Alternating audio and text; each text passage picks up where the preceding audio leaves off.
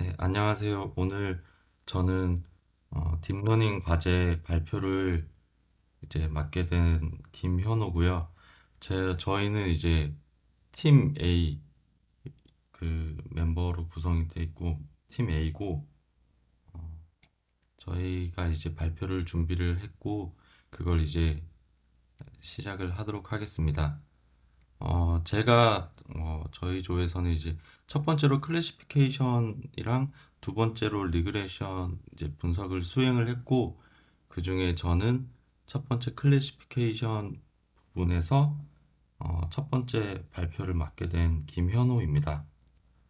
어, 제가 사용한 데이터는 UCI 그에서 뱅크마케팅 데이터셋을 활용을 해서 딥러닝 모델 성능 분석을 이제 진행을 했고, 간략하게 이 데이터를 이제 설명을 드리자면은 어,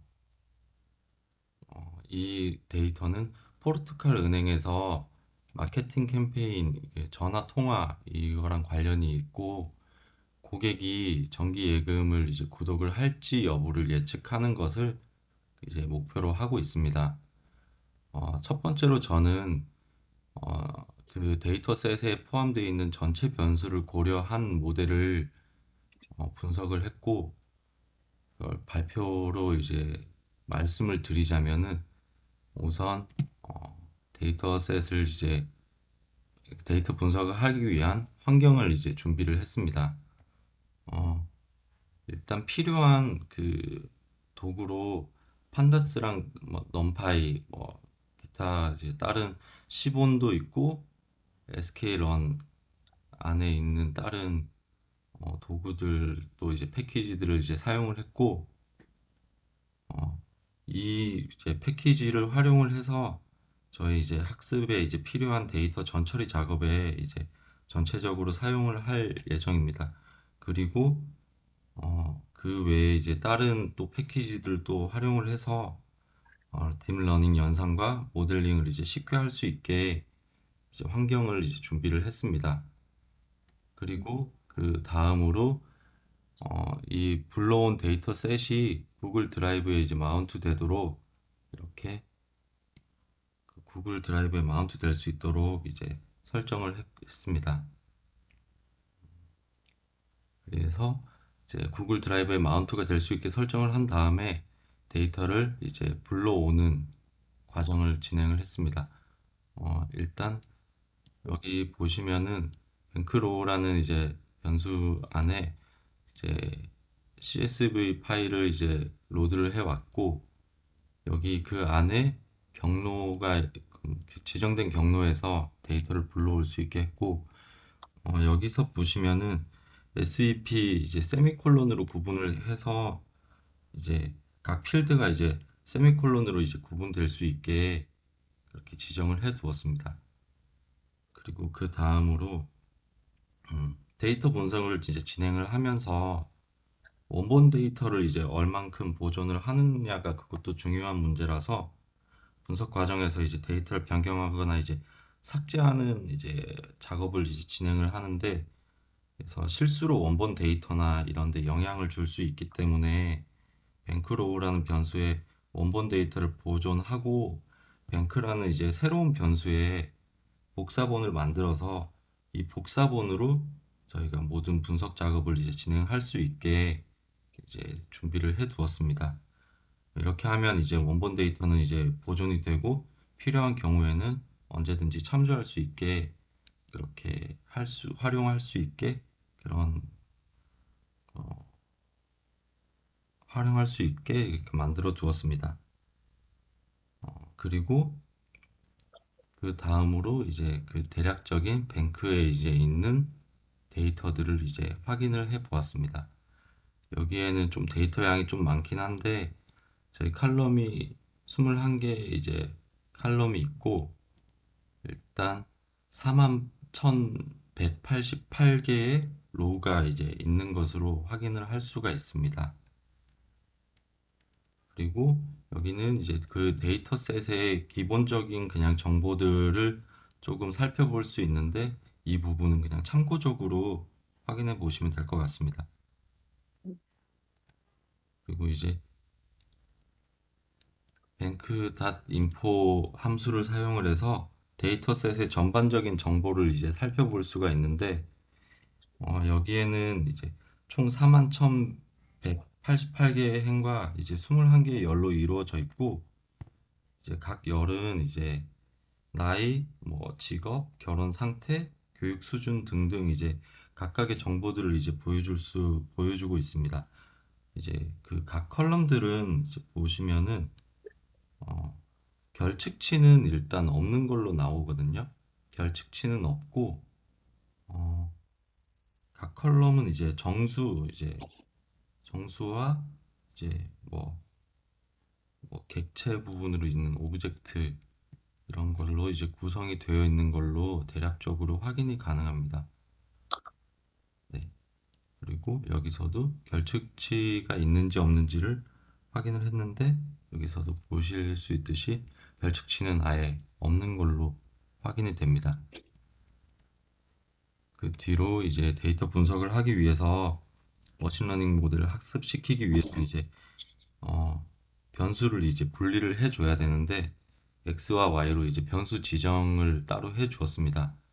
여기서 이제 bank.drop 함수를 사용을 해서 이제 y를 제외한 값을 x로 지정을 하고, 이제 그 외에 이제 그 y는 다시 이제 그 안에 보시면은 그 yes냐 no로 이렇게 나뉘어져 있는데, 그거를 y 값을 1과 0으로 이렇게 변환을 또 시켜 주었습니다.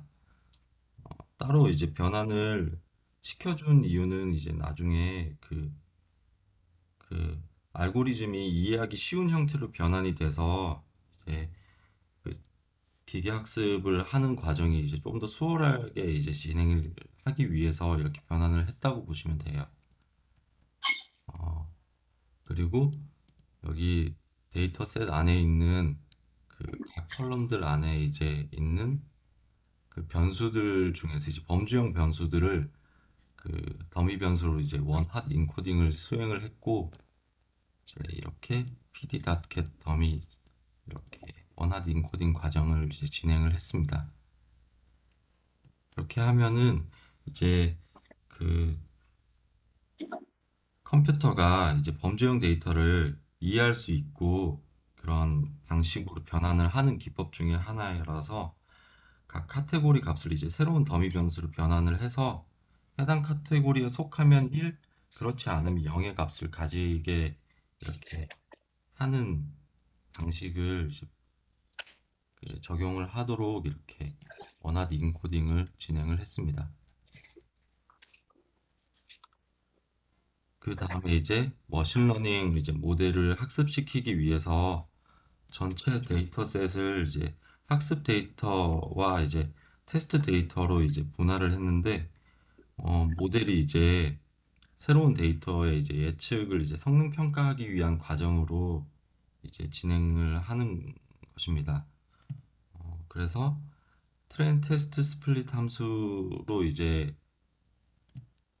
각각을 이제 뭐 데이터들을 이제 분할을 해줬는데, 저는 여기서 7대 3으로 이제 분할을 해줬고, 테스트 사이즈는 이제 여기 0.3으로 이렇게 분할을 해줬습니다. 그렇게 해서 또 이제 여기 보시면은 셔플 이제 true로 해서 이제 나중에 이제 데이터를 이제 분할하기 전에 이제 무작위로 이제 섞는 역할까지 이렇게 할 수 있게끔 이렇게 해서 데이터를 각각 분할을 해 주었습니다. 그래서 각각 이제 여기 엑스트레인 여기 해 놓은 이제 저희가 이제 학습 데이터의 이제 정보를 이제 보면은 이렇게 각각 이제 여기서 28,831개로 이제 여기 70%의 이제 학습 데이터가 분리가 되어 있는 걸로 확인을 할 수가 있습니다. 네. 그 다음에 이제 모델 구조를 이제 설계를 해 주었습니다. 이제 여기서 모델은 시퀀셜 이제로 모델을 사용을 했고, 어, 이제 이게 어떤 의미냐면 이제 모델을 이제 순차적으로 이제 쌓아 올리는 이제 그 과정을 이제 보여주는 건데, 첫 번째로 이제 저희가 모델은 여기 위에 보시면은 이제 저희가 인풋 디멘전이 위에서 이제 분리가 된 여기서 63개의 이제 컬럼으로 되어 있기 때문에 이걸로 인풋 디멘전도 63개로 설정을 해 두고, 활성화 함수는 저희 일단 첫 번째는 렐루를 일단 사용을 했습니다.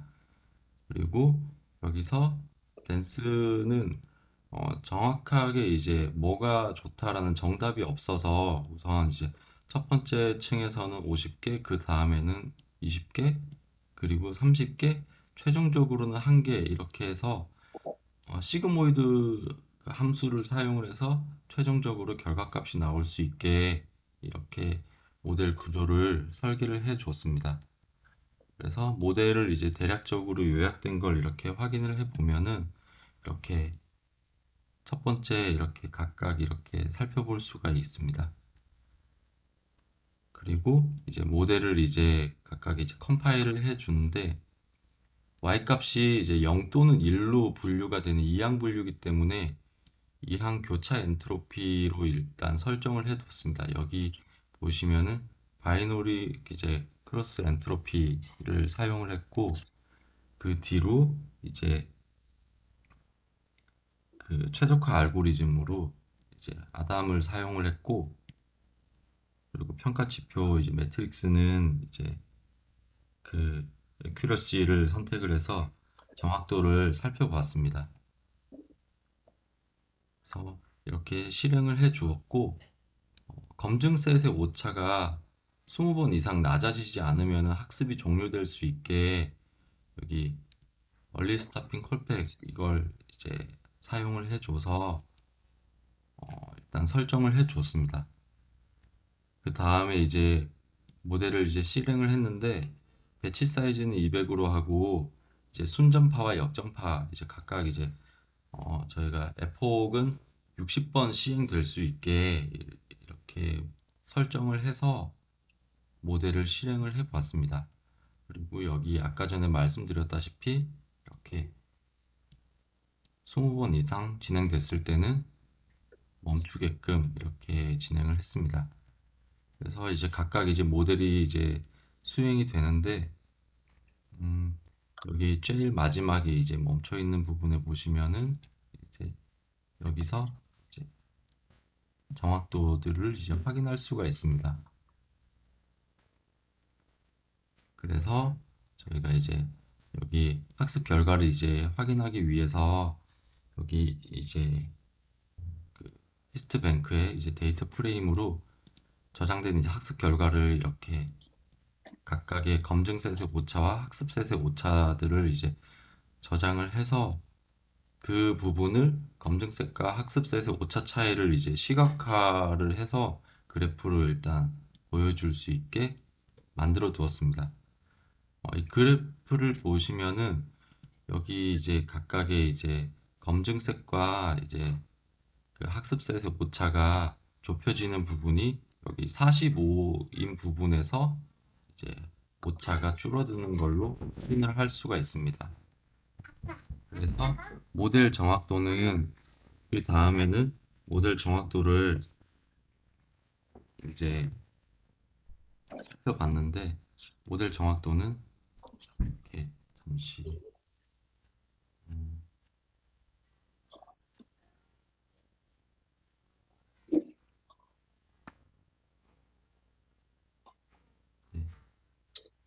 네, 모델 정확도를 이렇게 살펴볼 수가 있습니다.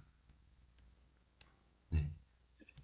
최종적으로 제가 이제 모델을 이제 그 테스트 데이터로 예측을 해본 것도 저는 일단은 어, 그 테스트 데이터 이제 셋에 대한 예측값을 일단은 만들어 뒀는데 여기서 이제 모델 프리딕트 함수를 사용을 해서 예측값을 계산을 할 수가 있습니다. 이제 X 테스트 여기에서는 예측에 사용되는 특성 이제 변수를 이제 말하는 거고, 여기서 이제 저희가 인계값을 이제 설정을 해 뒀는데, 저는 이제 인계값을 0.5로 설정을 해서 이렇게 확인할 수 있게 해서 0.5보다 크면은 1 아니면 0이 될 수 있게 이렇게 설정을 해 두었습니다.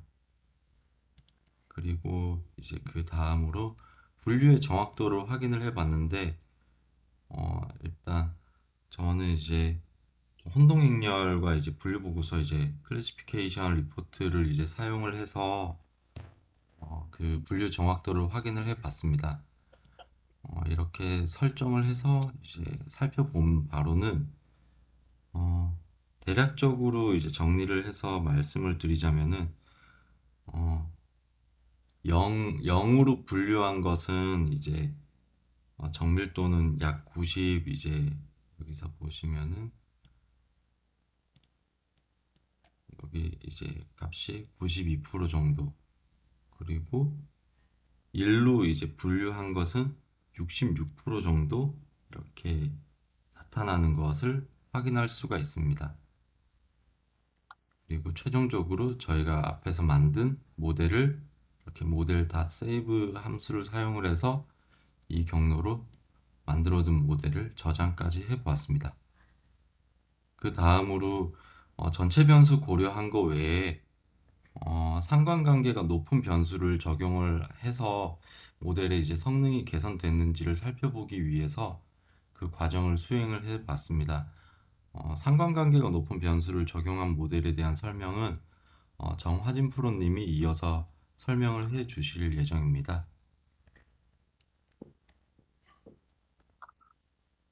안녕하세요. 상관관계가 높은 변수를 적용한 모델에 대해서 설명할 정화진입니다. 앞에서 모든 변수를 가지고 모델을 만들어 봤는데 이 모델도 정확도가 나쁘진 않았습니다. 근데 이제 저희는 상관관계가 높은 변수만 가지고 모델을 만들면 모델 정확도가 좀 더 높아지지 않을까 하는 기대감을 가지고 새로운 모델을 하나 만들어 보았습니다. 우선 뱅크2라는 데이터셋에 기존에 만들어둔 y와 x 값을 넣어서 새로운 데이터 프레임을 만들어 주었고요. 이렇게 한 이유는 이제 저희가 더미 변수를 이미 위에서 처리했기 때문에 이를 좀 줄이고자 이렇게 진행했습니다. 어 네. 이제 다음 부분에 어떤 상관관계를 가지고 있는지 한번 확인하려고 하는데, 저희가 이게 너무 열이 많다 보니까 다 표시가 안 될 것 같아서 그 셋 옵션을 통해서 이 지금 코랩 위에 모든 데이터가 표시될 수 있도록 제한을 좀 해제해 줬습니다. 그 아래로 나온 게 이제 쭉 나오는 상관관계인데요. 그냥 딱 보시기에도 그렇지만 상관관계가 그렇게 높아 보이는 게 눈에 띄지가 않습니다. 조금 더 많은 데이터를 넣어 보고자 절대값 0.05를 초과하는 변수를 선택하기로 했는데요. 네, 그 변수를 지금 담은 게 뱅크2 하이코어라는 부분입니다. 이걸 가지고 저희가 다시 한번 분석을 진행해 보려고 하는데요. 이 뱅크2에 대해서 데이터를 잠깐 보면은 이제 아까 봤던 대로 더미 처리가 다 되어 있는 것들을 확인할 수 있습니다. 위에서 했던 것과 마찬가지로 변수 x와 y를 지정할 건데요. 이제 x2, y2로 해서 y 값을 제외한 나머지를 x2 변수로, 그리고 y 값을 y2 변수로 지정해 주었습니다. 위에서와 동일한 조건으로 진행해서 정확도를 비교하기 위해서 7대3으로 데이터를 분할해 보았고요. 모델 역시 아까와 마찬가지로 캐스에서 세퀀스를 불러온 다음에 댄스 50, 20, 30, 1로 해서 똑같은 조건 하에 진행을 해 보았습니다. 다만 위에서와 차이는 이제 저희가 상관관계가 높은 변수를 선택했다 보니까 아까는 인풋 빔이 63이었다면 이번에는 28로 줄어들었다는 것을 파악할 수 있습니다. 이제 다음으로 모델 컴파일을 진행해 보겠습니다. 마찬가지로 이항 분류가 되어 있기 때문에 바이너리 크로스 엔트로피를 사용하고 옵티마이저로는 가장 유용한 아담을 사용할 예정입니다. 그리고 모델 실행 역시 아까 위에서와 동일한 조건으로 진행하려고 하는데요. 배치 사이즈는 200, F폭은 60으로 하겠습니다. 여기서 이제 보스를 1로 하면 이 아래 있는 그 연산 값들이 나오는 거고 0으로 하면 안 볼 수 있는 건데 좀 더 있어 보이니까 한번 보도록 하겠습니다. 이제 쭉 내려주시면 이제 아까는 조금 차이가 있던 게 위에서는 F 59에서 모델이 종료됐었는데 이번에는 60까지 꽉 채워서 내려왔습니다. 이제 이거에 대해서 학습된 결과를 확인해 보려고 하는데요. 마찬가지로 검증셋의 오차랑 학습시세 오차를 V로스로 저장을 한 다음에 이를 그래프로 표현해 보겠습니다. 그래프가 위에서랑 모양이 좀 다르다고 느껴지긴 하는데 좀 너무 밸리데이션이랑 트레인셋의 이 오차 차이가 좀 적다고 보여집니다. 데이터가 막 이거에 대한 결과값이 막 크게 유의미하다고 보이지는 않고요.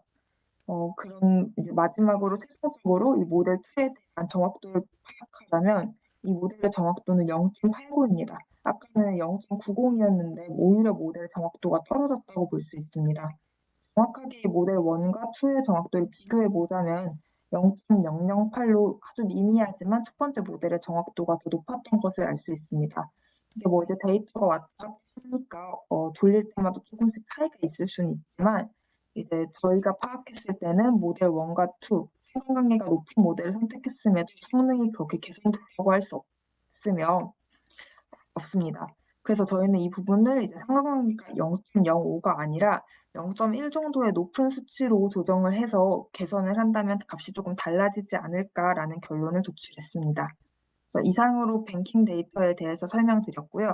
이제 다음으로는 회계 분석으로 이제 서울에 있는 바이크 렌탈에 대한 수요를 분석한 내용을 발표드리도록 하겠습니다. 안녕하세요. 다음 발표를 맡은 윤정아라고 합니다. 리그레션을 위한 딥러닝 모델로 서울 바이크 쉐어링 디맨드라는 데이터를 정했습니다. 간단하게 소개를 해보고자 합니다. 해당 데이터는 서울시 공공바이크 수요 데이터를 이용해서 딥러닝 회귀 분석을 진행해 보려고 선택한 데이터인데요. 17년 12월 1일부터 18년 11월 30일까지 약 1년간의 데이터입니다. 총 8,760개의 관측치 14개의 컬럼으로 구성되어 있는데 데이터 안에는 대여량, 대여시간, 대여시 날짜, 함께 공유율 여부 등을 확인할 수 있습니다. 이번 리그레션은 딥러닝 모델을 구축한 후에 더 나은 성능을 가진 모델을 개선하는 것을 목적으로 합니다. 앞부분에서는 데이터 컬럼명을 보기 편하게 바꾼 후에 일부 데이터를 전처리를 통해서 딥러닝 모델을 구축을 진행하고자 합니다. 첫 번째로는 모델을 구성해보기 위해서 환경 설정을 먼저 했고요. 또 데이터를 불러와서 저장을 해서 앞에 부분 5개 행렬만 어떤 형태로 되어 있는지 불러와 봤고 또 마지막 끝에 행은 어떻게 되어 있는지 불러와서 실행을 해보았습니다. 그리고 컬럼명을 보기 편하게 조금 어려운 용어나 대문자가 섞여 있어서 편하게 바꿔주었습니다. 그리고 정보가 어떻게 구성되어 있는지 한번 정보를 불러와 실행해 보았습니다. 다음, 전체 데이터 정보를 확인한 후에 월별 대여량 확인을 위해서 데이터를 분리해 보았습니다. 그리고 위크데이를 요일명으로 바꿔 주었습니다. 그리고 딥러닝 모델 환경을 실행하기 위해서 세팅을 했고요. 해당 부분에 대해서 칼럼 부분을 저희가 필요한 칼럼 부분만 한번 불러와 보았습니다. 딥러닝 모델 구축을 위해서 변수 칼럼을 저장을 하고 데이터에 이미 이어나 먼스, 데이는 이미 분리되어 있기 때문에 제외를 했고 변수를 지정을 해서 x와 y 값에 넣었습니다. 그리고 학습용과 테스트용 데이터를 분할을 합니다. 테스트 데이터셋과 사이즈는 전체 데이터셋의 30% 비율로 정해보았습니다. 그리고 실행을 해서 X트레인에 대한 모양을 한번 불러와 보았습니다. 그리고 딥러닝 모델 구조 결정은 아래와 같습니다. 히든 레이어는 3개, 총 사용된 패러미터는 501개입니다. 액티베이션은 렐루를 사용해 보았습니다. 해당 부분에 대한 서머리에 대한 간략하게 실행된 부분에 대한 결과값을 보여드렸고요. 그리고 딥러닝 모델을 실행을 다시 한번 해서 모델의 변화가 없을 때까지 학습을 멈춰서도록 설정을 한 이후에 모델 저장 및 최적의 학습의 높은 에폭을 저장하도록 설정해 보았습니다. 모델 저장 시 코드는 모델 save라는 함수를 이용해서 저장하도록 했고 해당 내용을 실행을 해보아서 모델을 실행을 해보았습니다. 총 데이터 개수는 6,132개로 배치 사이즈는 100개씩 저장하도록 했고 F폭은 50개로 정해봤습니다. 쭉 실행한 결과값을 보았을 때 마지막 값 벨 로스 값이 221051.5791이었습니다.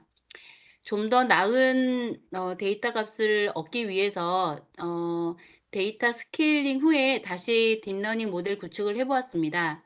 마찬가지로 실행을 했을 때 제일 마지막 값에 벨로스 값이 199,771.7188로 큰 변화가 없음을 알게 되었습니다. 그럼 다음으로 저희 팀의 최강 모델링 전문가인 최부희 프로님께서 발표를 하도록 하겠습니다. 네, 딥러닝 모델 성능 높이기 이어서 발표를 맡게 된 최부희입니다. 지금 보고 계시는 리그레션 모델에 대해서 전반적으로 그 모델 성능을 높이기 위해서 데이터에 대한 스케일링도 진행해 주었지만 훈련셋 로스 값과 검증셋 손실값 모두가 높았습니다. 조금이라도 개선하기 위해서 범조형 데이터들은 원핫 인코딩을 진행하고 데이터 시각화를 통해서 데이터들을 조금 더 면밀하게 파악한 후 조금이라도 상관관계가 있는 데이터들을 선정하려고 합니다. 쭉 내려오시면은 지금 계절, 연도, 그리고 월별, 일자별, 그리고 시간대별로 데이터 시각화를 진행했습니다.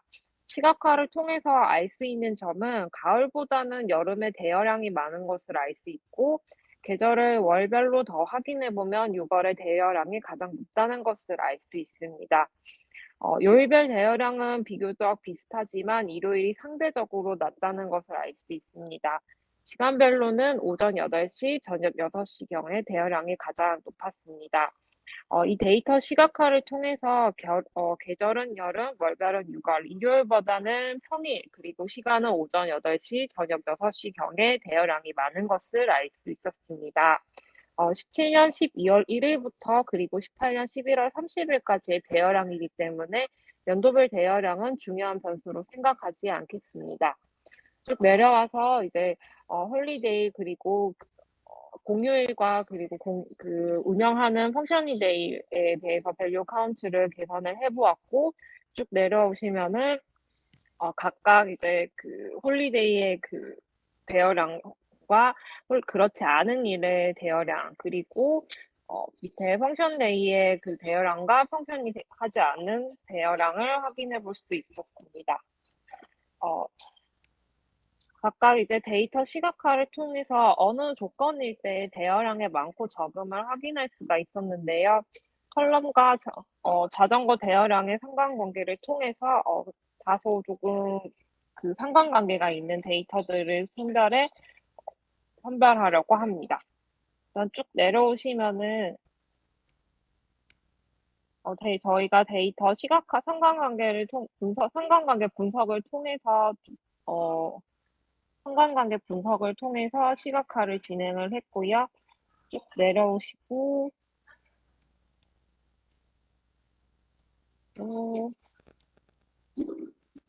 네, 내려오면은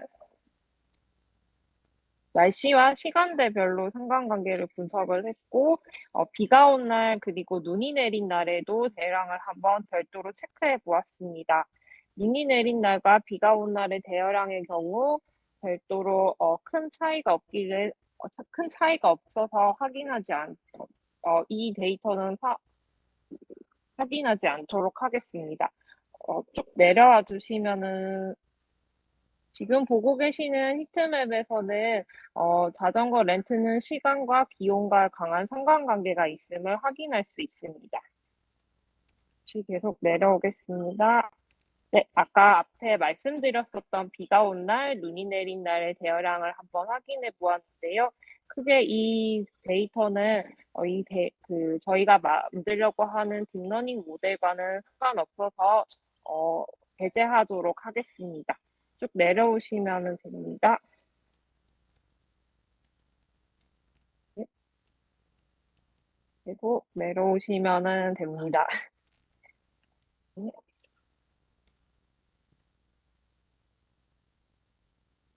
네. 다음에 각각 이제 데이터들 간의 상관관계를 확인하였고, 계절과 공휴일 간의 그 원핫 인코딩을 진행합니다. 요일의 경우 데이 오브 위크 컬럼의 경우 이미 변환된 위크데이 컬럼이 있어서 별도로 원핫 인코딩을 진행하지 않습니다. 네, 쭉 내려와서 네, 딥러닝 모델을 다시 재구축하려고 합니다. 쭉 보시면은 데이터라고 하는 그전에는 DF라고 하는 데이터명 변수에 담았는데 데이터라고 하는 변수명으로 다시 데이터 프레임을 담았습니다. 위에서 상관관계 분석을 통해서 시간, 기온, 그리고 위크데이, 봄, 여름, 겨울이라고 하는 그 세 개의 계절을 변수로 담았고, 이 데이터 변수들을 가지고 딥러닝 모델을 구축을 합니다. 쭉 내려오시면은 처음에 가장 실행했었던 모델과 같은 모델을 담습니다.